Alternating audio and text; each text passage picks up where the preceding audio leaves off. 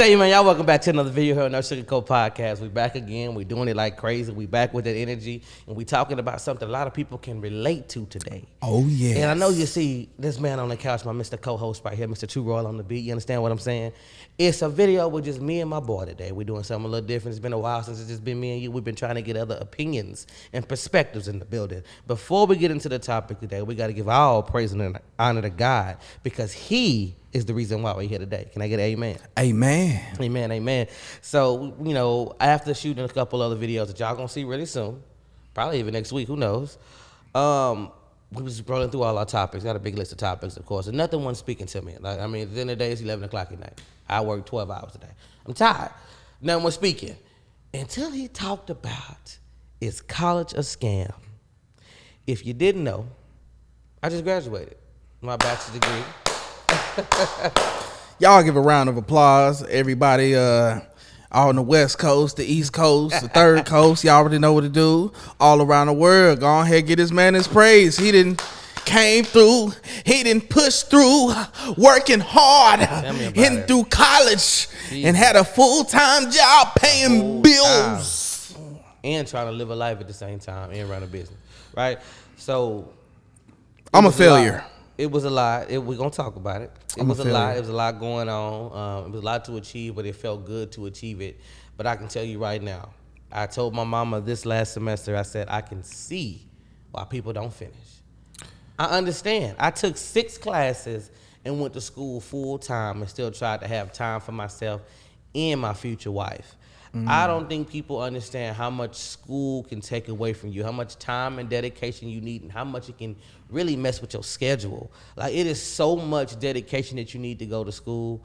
It is unbelievable. So I commend anybody to do it, to get through it. I really do. And I hope that when you do go through it and get through it, that you see that light at the end of the tunnel. I went to school for business management and administration. I wish to own and run multiple businesses and teach people the way to run their business. I really want to be somewhat of a consultant and so also like a public speaker as well. So I took that route to have a general understanding of business, how to manage, how to run, how to start the business from the bottom up. I can create a business plan, all that good stuff. I'm actually going to help my mom, well, both of my parents, my mom and my stepmom, create a business plan to create a restaurant. And I'm also going to create a business plan for in the future when we get our own thing going on with our own media studio that we're trying to create. A little down the line, I just love having those expertise. I love running, managing, all that good stuff. That's all me. But I don't think it was worth $50,000 personally. And I went to community college at first at that, and I don't feel like it's worth what they making people pay for it. I don't know who I was talking to the other day. I'm really trying to think, but I don't know if we was in the car, we was at work. I don't know where we was at. I asked people, how much do you think college would be outside of all the extra stuff that they offer and give? I wish there was some type of scale that we could ride on or dial back. Like, if I don't need the library, if I don't need the gym or the swimming pool or this or that, should I have to pay for it? Because I'm going to let you know right now, UNT, I don't even speak for UNT, I pay a little over $6,000 a semester. $6,000. That's without room and board. I'm still paying rent in my own place. Room and board, you're looking at about 10 grand. With the meal plan, so about 12.5, you're sitting at almost $20,000. I don't know if it's worth that. Roy, go ahead and tell them a little bit about yourself and your thoughts on college, and, you know, just, I guess, break it down to them. Why you did what you did. So, let's just start with, I'm a failure. Let's just start here. I consider myself a failure because I did not finish college. But at the same time, some things are a blessing in disguise. Personally, I realized college was not for me. I decided to go into a trade. I went to get my CDL at the age of 22, and by the age of 22, I was bringing in $60K a year. $60K a year, straight out the gate. So yeah, that's my experience with college. I was kind of one foot in, one foot out. Didn't really know what exactly I wanted to do. You know, and it's funny because when you're in high school, they tell you even if you don't know what you want to do in college, still go. Well, you still got to use the basics. But here's the thing. Regardless of whether or not you figure out that you actually really want to go and what you want to do, they still want to get their money. That's what they're really doing. If you really look at it, it's more of a finesse to make money holding up an institution. A lot of people don't realize that, yes, there was a point in time where having a degree did make you more valuable, more sought after. However, a lot of people don't understand the economics, the supply and demand of a degree. And what I mean by that is, if very few people have degrees, they're valuable. But if you make it to where the majority of people have degrees, it does not. Think about it like this. You used to have a degree to make you stand out. Now, because so many people have degrees, the method to stand out has become the standard. So now you've got a situation where you got to have a degree to have entry-level jobs that don't really pay that much. Meanwhile, you could get yourself in a trade and potentially be making more money without the risk of student loan debt. So depending upon what you're getting your degree in and what your plan is for what kind of career path you're taking, it might not be advantageous for you to actually go to school to get a degree to work where you want to work, because the numbers might not pan out. The degree that you're getting might not be worth what you're paying for it. And a lot of people need to start having that conversation of, is the degree that I'm going in for worth what I'm paying for it? Is it just worth the squeeze? But a lot of people are too focused on just getting a degree. They're not thinking about the value of it. Because we're raised up in a society where your parents are telling you to go get that degree. Well, they tell you to get a degree no matter what, but they don't differentiate the quality. They don't look at, market forces and what are people going to need, X amount of years down the line, and what's gonna trend a certain way. They're not thinking about it in that way. They're just thinking, okay, get a degree because it'll make you stand out. Well, a lot of people got degrees, and a lot of people got degrees that work at Starbucks and work at Walmart, and they're getting paid less than I am, and I have no degree. But the reason why is because they thought the degree was going to make them valuable, but they didn't understand what makes a person valuable in the workforce. A degree is only half of the battle. Of course. It depends on the occupation and the goal that you have in your life with that degree that you may have. And the amount of work experience. In the amount of work experience. But it also depends on who you know. You don't get me wrong, there are hardships to get a degree. I have a best friend that has a degree in marketing and still can't find a job. It's been 2 years, I think, or a year. It depends on the degree you're in. You say a lot of people have degrees, but it's still sought after, and it still can differentiate you from the rest. And I'm going to tell you why. Yes. I had a girl I worked with, her mom, I don't know what she did. I think she was in the medical field. I don't know if it was just like a receptionist. I don't know what it was. It was something, long story short, a girl came in and had a degree in whatever she had a degree in. She got paid $20,000 more than the mom did. Simply based off the degree. Not saying that's the story for the vast majority, but it's possible and it still does happen. Well, of course. That degree can make you look like a better candidate. People will more than likely, depending on the situation in a job, probably pick somebody with a degree, a higher level of education versus somebody with just a high school diploma. But the real question is, does a degree itself have the pull that it used to? Is it maintaining its grip on the job market? You need more. And if you need more, and it's like, okay, well, is it the degree that we need, or is it the other? What's more important, the degree or the experience? At a certain point, we have to, because there's a lot of people, they graduate, but they don't know anything. They don't have any real work ethic outside of schooling. I mean, when it comes to that, you're definitely not wrong. You're making a very good point. I think the degree probably did. I think the degree probably did matter more back then, and I think it has become a little more saturated. Therefore, you have to do a little bit more work to really get the most out of that degree that you paid for to have, or got for free, or what have you, for that degree. But I don't necessarily think that's a bad thing, right? Because it's not something that can be given to you. You still got to work hard even after you have it, because you still got to fight for that job. You still got to learn that job. You still got to know, the field you're trying to get into at the end of the day. You're not wrong. You're making some very good arguments here. And I wish that it was valued a little bit more. I wish that the schools got a little bit more involved with finding you a job and helping you to be more credible in the workforce. And I'm gonna tell you why I say that, because while I'm going through school, nobody's paying my bills. I'm having to work the 50 hours a week to pay my rent and live my lifestyle. Even if I was staying on a dorm, I don't want to hear you had the choice. My parents are 2 hours away. I'm not commuting. I'm not doing all online school, right? So I made a choice to get it out the mud on my own. Or I'm not saying most people don't do it, but I made that choice to work and go to school. What I'm trying to say is they make it difficult for you to do an internship on top of having a job, because your internship probably not gonna match the pay you're already getting paid. So it's so hard for you to get job experience while going to school, while still trying to live your life. You working to get that degree just to get out, and they say you need experience because somebody has to take a chance on you. Yeah. So I think it also starts with the schools finding more ways to get involved with the job market and getting people plugged into a job than it is just getting that degree. By all means, I know you're going to take my money, but at least help me pay you back the money. But then again, why am I saying that, Royal? We're not actually paying them back the money. The government already gave it to them. Yeah.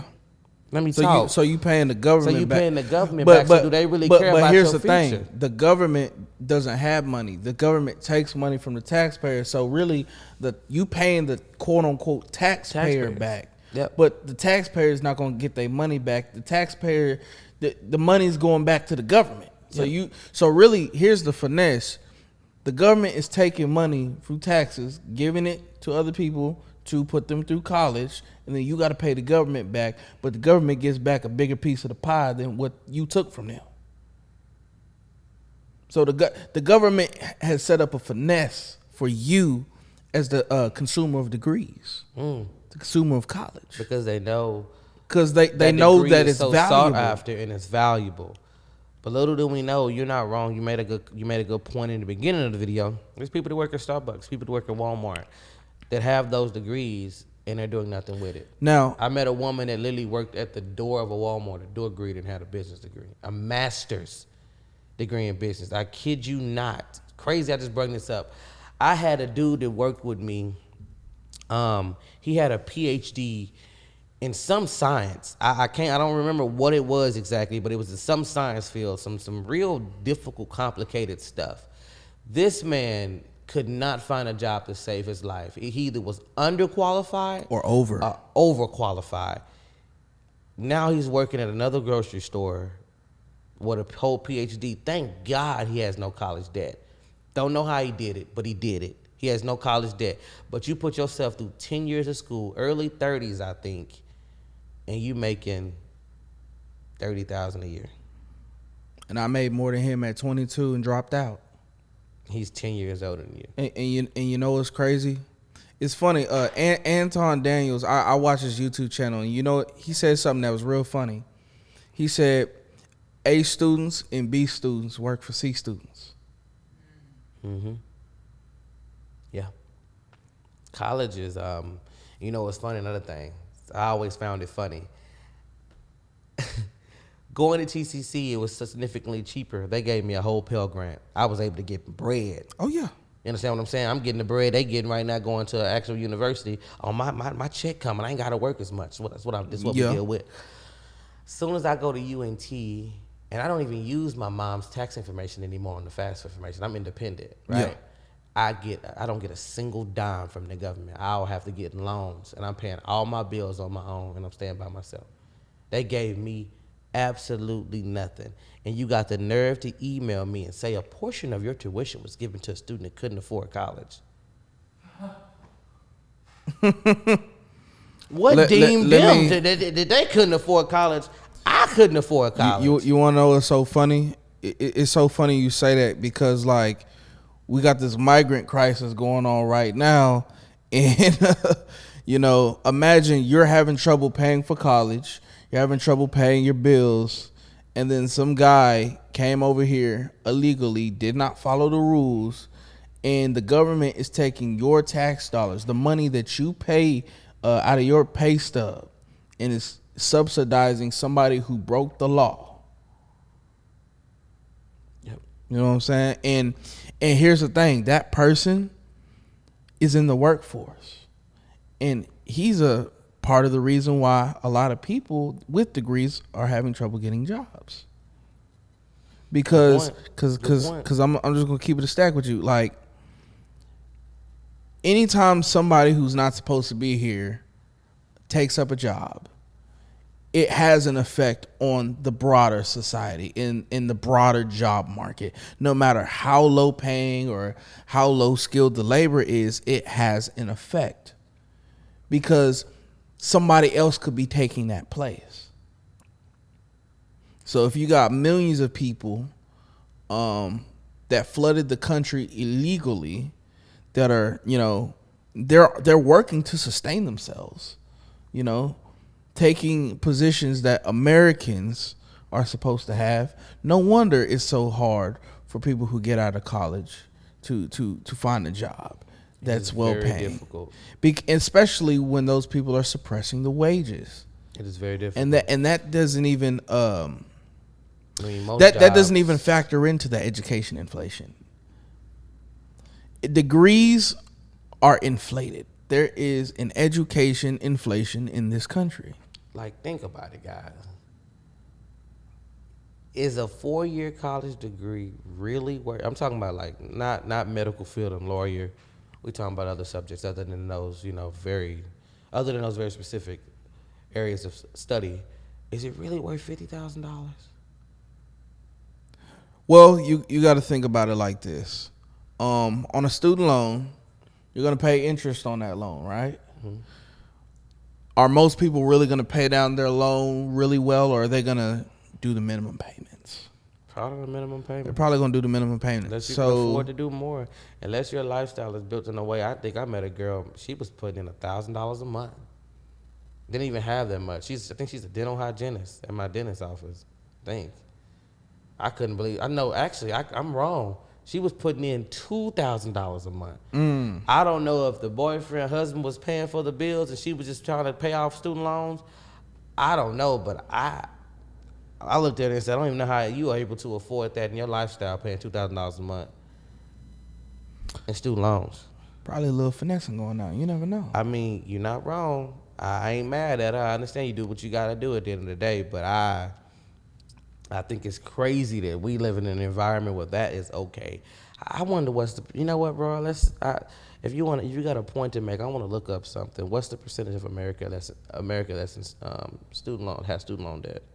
That's a good question. I know it should be at least I know that there was a lot. I forgot what. So how much the question that I asked is, wow. That's actually lower than I thought. But then again, so according to, let me go to something. Okay, so educationdata.org. According to that, there is 13% of all Americans have federal student loan debt. 9.9 million borrowers.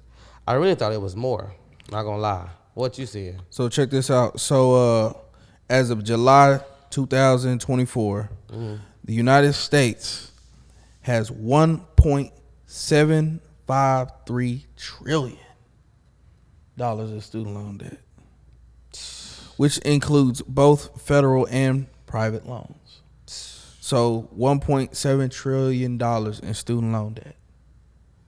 And they still finding a way to dish out money and forgive those loans too. Because I got an email about it the other day. But here's the problem with forgiving the loans. Somebody paid that balance. We paid it. Ain't none in this life free. And in other words, the government's not getting it. All when the government says is we forgive that loans is don't pay us back. Mm-hmm. We just took the taxpayer and we're not reimbursing the taxpayer's money that we spent on you. We're just subsidize your free college. I mean, that a lot of people, when people say, "Oh, we want free college," well, that's what that is. You not paying for it. That is people paying for your college at the expense of the taxpayer. The only way you can get free college is if you raise taxes. Everything comes at a cost. There are no solutions. There's only trade-offs. Woo. There are no solutions. There's only trade-offs. There are only trade-offs. I mean, it's like you can't say, "Oh, I want to turn my thermostat to where it's cold when it's super hot, or turn it to where it's super." You don't. If you are experiencing extreme temperature, like it's super hot, you want to turn it down. It's super cold, you want to turn it up. Well, you can't get mad when your electric bill end up high. You didn't want to wear that jacket. You didn't want to take that shirt off. This is what it costs. To have that luxury. We all have choices at the end of the day. Let me look up some fees and stuff like that. Go ahead. I want to look up some UNT fees on what they charge us for. So basically, I think the problem is we live in a society where we kind of want to have it all and we feel entitled and we feel like we should be able to have certain things. Like, I think people have been so accustomed to wanting to have something without having to extrapolate the cost. It's like we want it no matter the cost. We just want to be able to say we want it and we got it. You're not wrong about that. You know, it's kind of like, it's people, we all want to be at the top of the mountain, but nobody wants to climb it. You know, climbing a mountain is hard. Come on now. You know, it takes effort and energy to go against gravity. It's easy to fall. It's hard to climb. That's just what it is. The one time I needed it ain't loading. The one time. What you trying? I'm trying to load up my UNT account to see all the fees they charge and Too dang much. To see how you feel about all of them. I guess it can be public information, but the one time I needed it won't even load. Crazy part. Must be a sign. Literally, I'm on the page to see all my fees, and they don't even view it. Let me see. Well, let me ask you this. You got your degree. What are you going to use it for? So, looking to go into... Wait. I think I got something. I'm sorry. Hold on. Okay. I mean, why is it telling me about... We're live. Yeah, of course we are.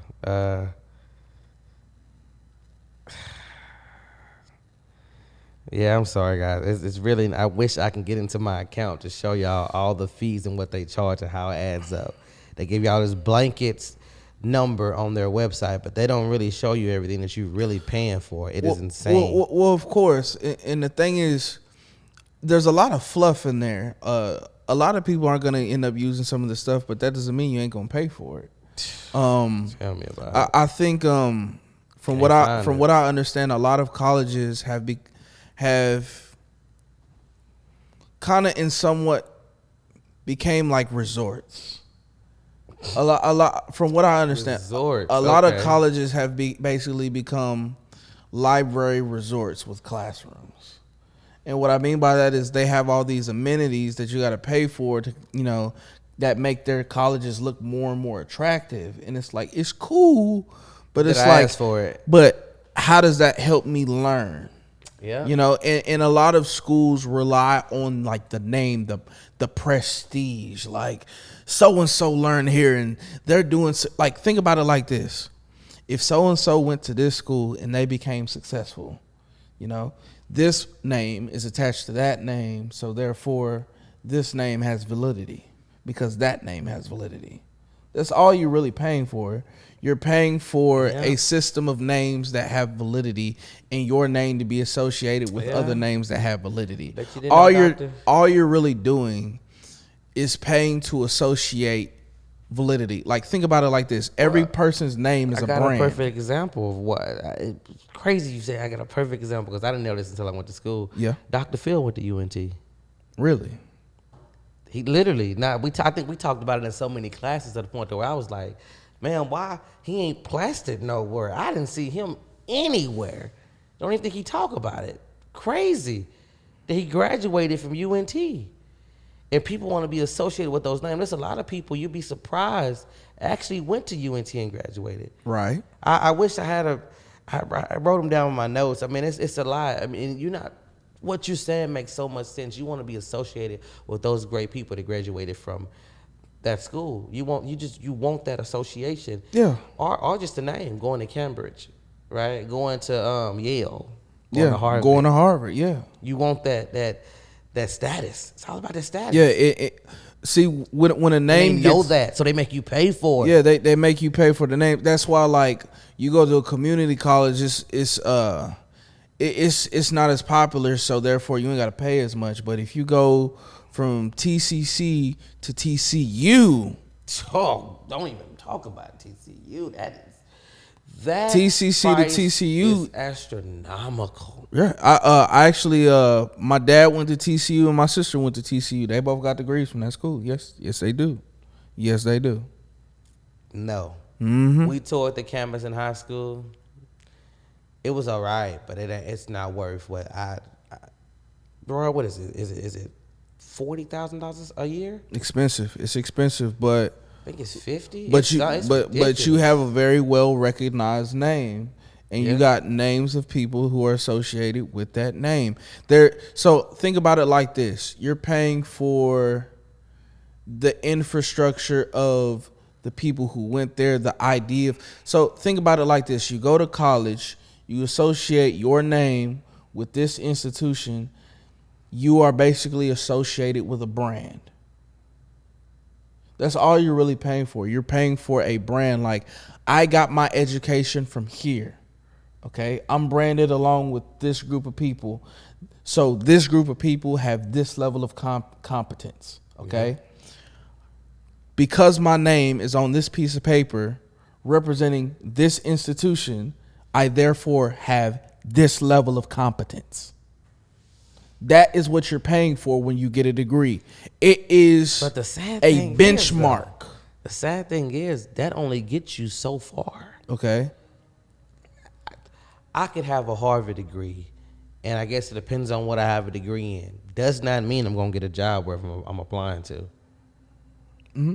See, I think but they're making you pay for it. Right? I think maybe not making you, but they are, right? You just choose to pay for it. I get that. So if you're looking to be a part of a job or a certain kind of career, I think the best way to get it is to prove your competence, not necessarily prove that you have a degree. A degree is supposed to be a reflection of the idea of your competence. A degree is supposed to be the reflection of your idea of competence. Yes. Mm-hmm. That's what it's supposed to be. If you did not have a degree, they would not have a benchmark of your competence. Like, there's different ways that you can benchmark your competence. You can also benchmark your competence based upon your past experience. So, like, you might not have a degree, but if you, like, let's say you work in film and you've worked on, like, different movies, like you've worked on Titanic, you know, that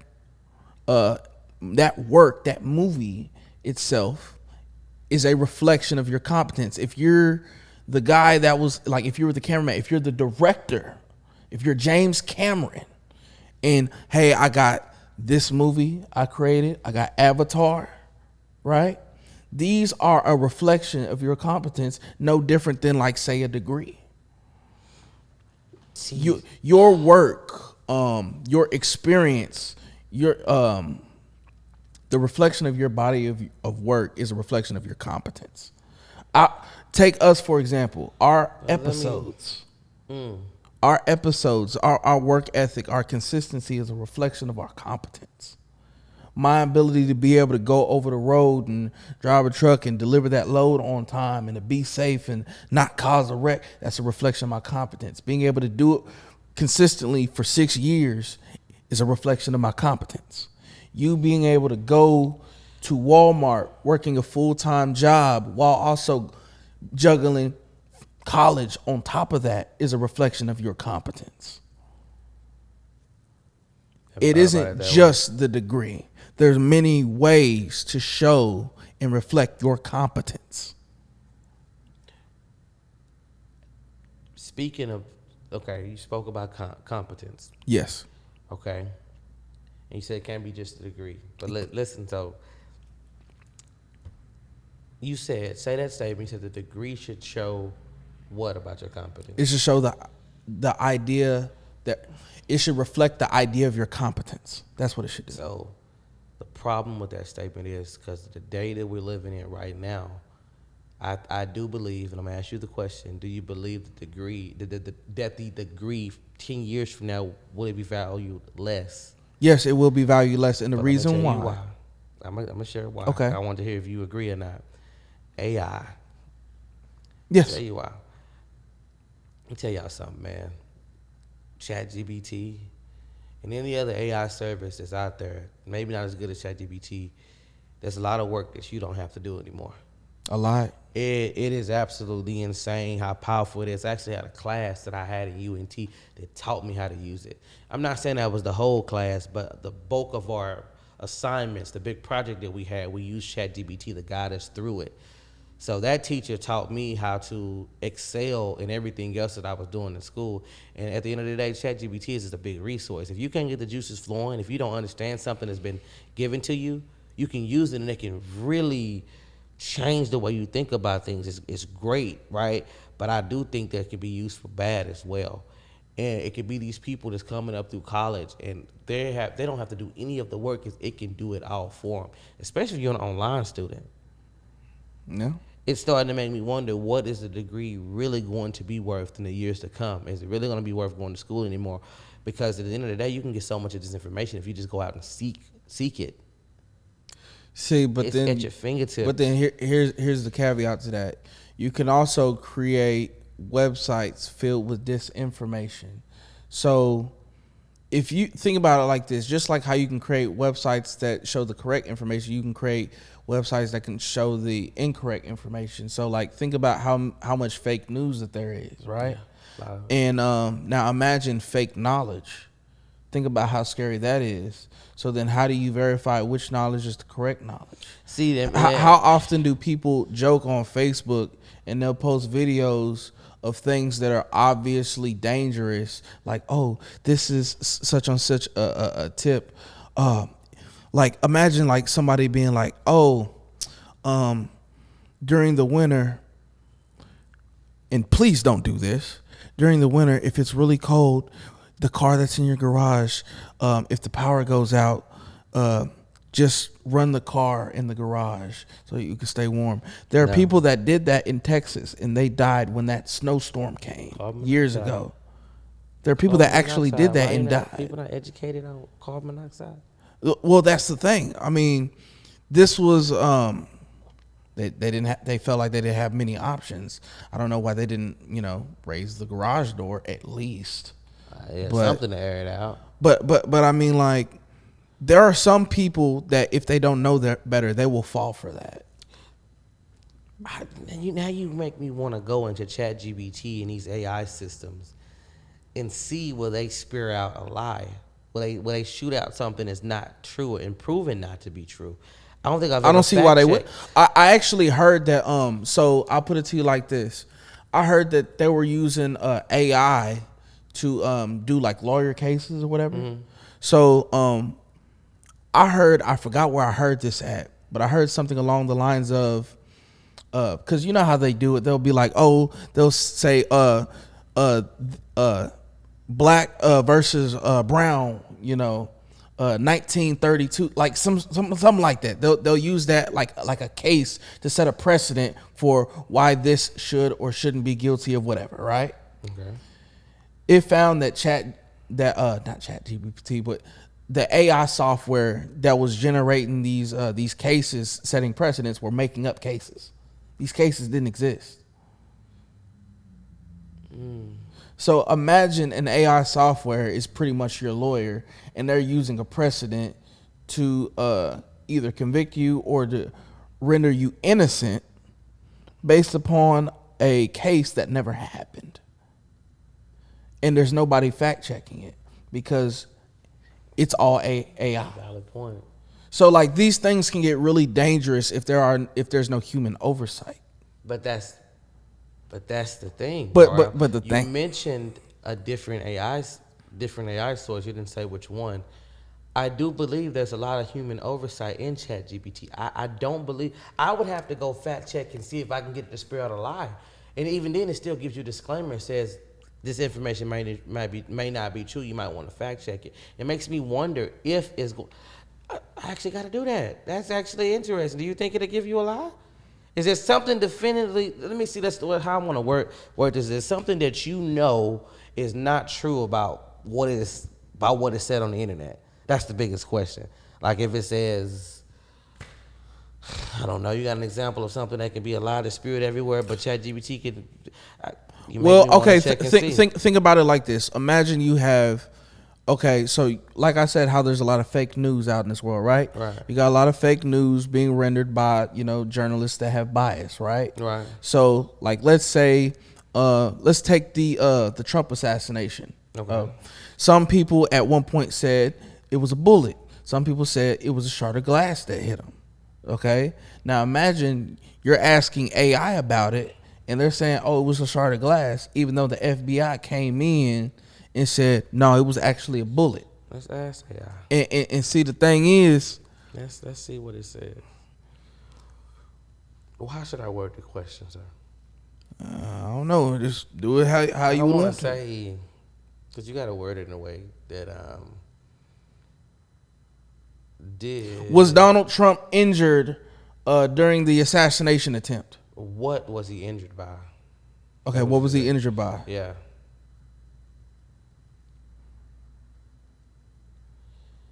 You gotta have your phone speaker loud. That way the mic can hear it. Well, it's not gonna repeat it. Ain't gonna repeat it? It's just gonna text it? Yeah. At least I don't know how to do it. I use it a lot.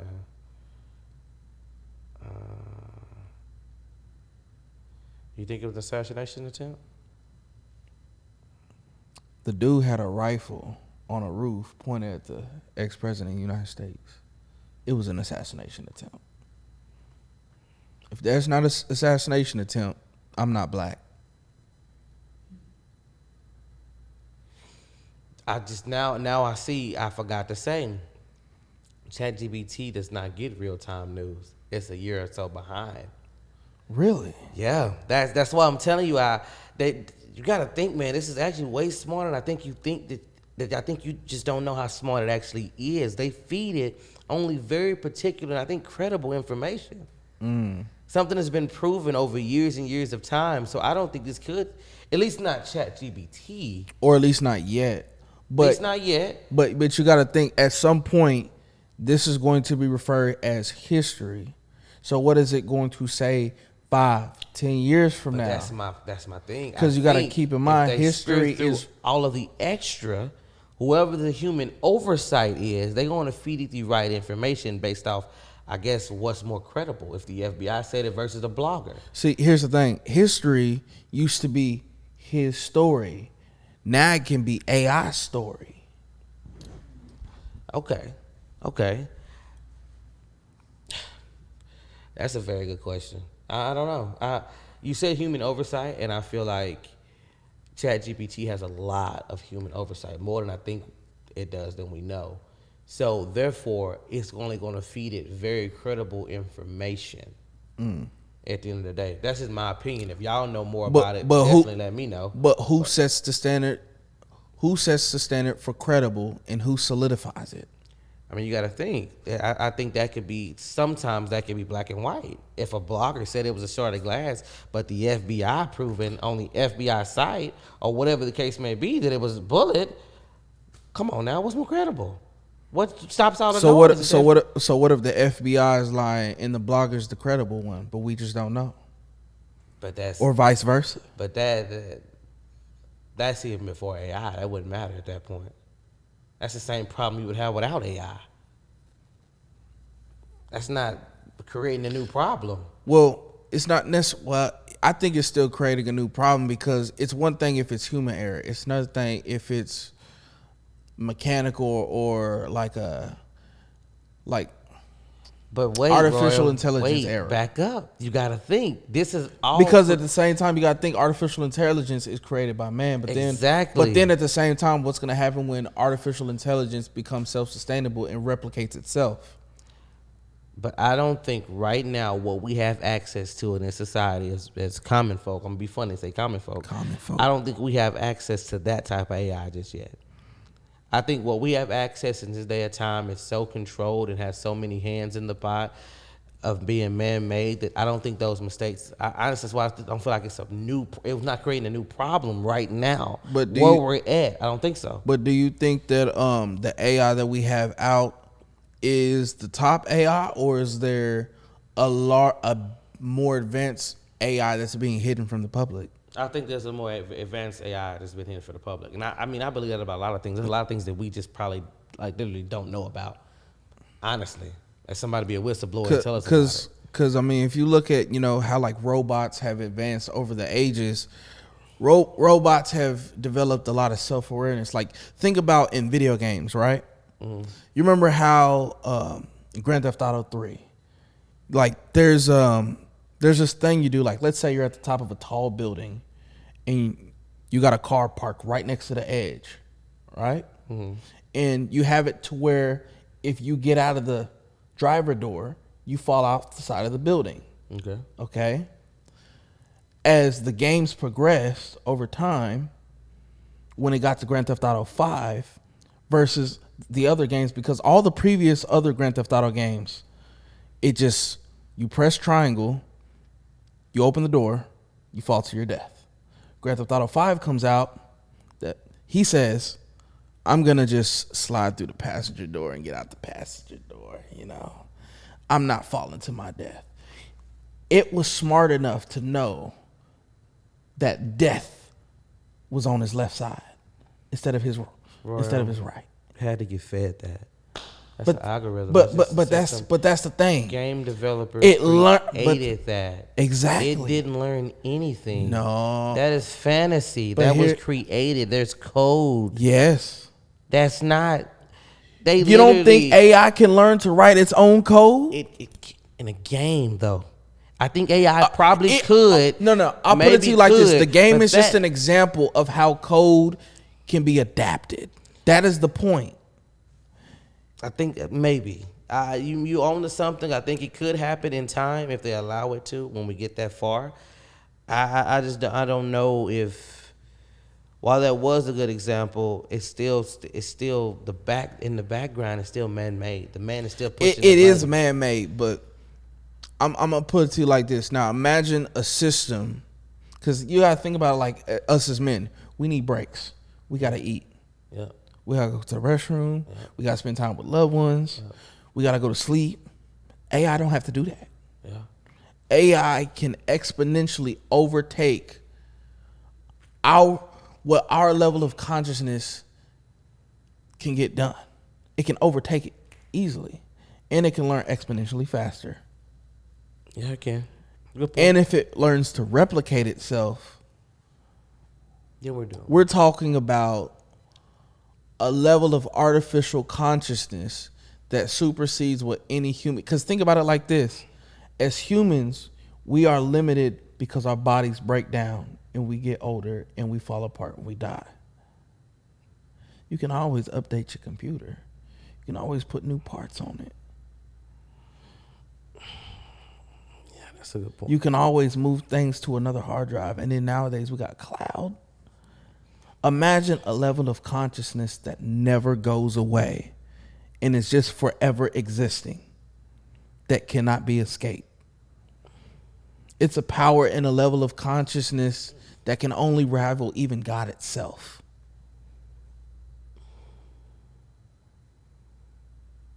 That's valid. I just say it was all good. There's some bad. There's pros and cons to everything in life. Of course. I would hope it doesn't get to that point, but again, God knows, or we know that eventually it probably will get to that point.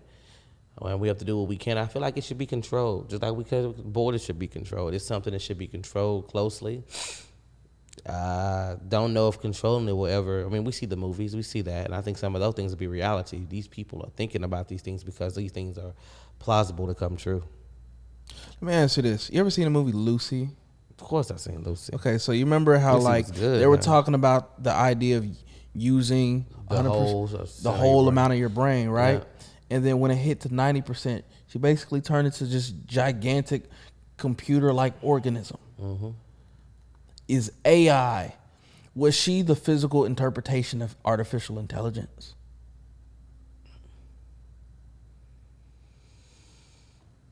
And then when she made it to 100%, she said, space. I am everywhere. Yeah, she was in space. I am everywhere at all times. That sounds a lot like God. So what if AI was like a stepping stone to like a pathway of like communication to a higher being? Because AI is predictive.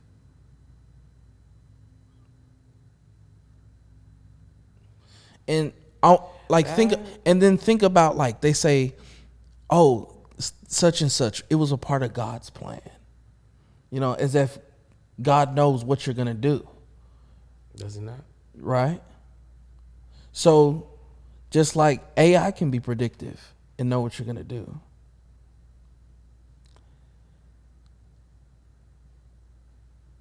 It has to be fed a lot of information, though. But at a certain point, it can become self-sustainable. It could. And once it becomes self-sustained, what do we need it for? It's going to emulate. Yep, exactly. And it's going to be able to anticipate. It's a dangerous road we're going down. What if we are making a mistake as far as trying to create something on Earth that would attempt to try to rival God itself?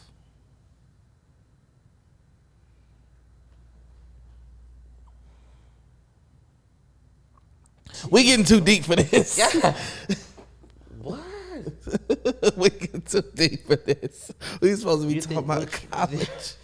I mean, we knew it was going to stem into AI because that's what's infecting the schools now. I mean, they're trying to create software that detects it, but AI is so smart in the way that you might word a question or ask it to write something, and it can look like a human being's writing.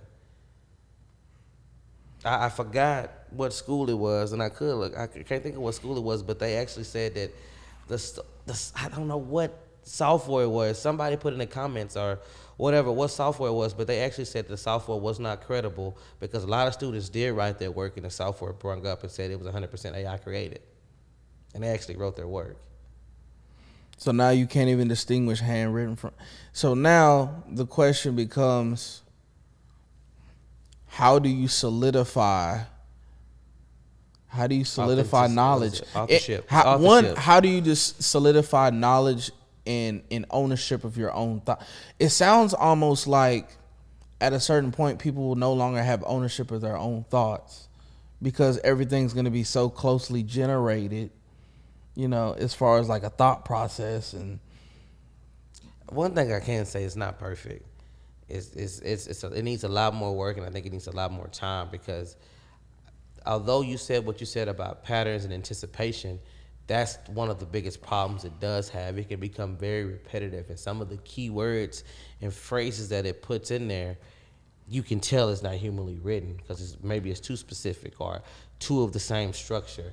It's just you have to really spot check and look if you're going to get that far with ChatGPT and have it write things for you, because it's not going to do most of the work. I mean, it might do most of the work for you, but you really got to get the rest of the way there. And then again, you still need to sit back and look. It's just not something I would trust. It's a resource. It is a very powerful resource nonetheless. I can't disagree with that. Yeah. At the end of the day. So the question is, what are we going to do with that power? We can use it for good. Some people use it for evil. You think humans are too greedy to keep from being nefarious? I think it's going to take the right person. I think all of us think that way. I think it's going to take the right person.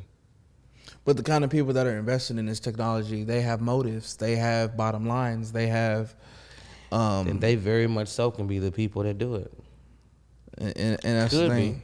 The people that have the capability to develop this kind of this kind of software, this kind of an opening to an enlightenment. The kind of people that are willing to engage in something like this are not doing this for nothing. I guess that begs the question, what's their purpose? I don't know.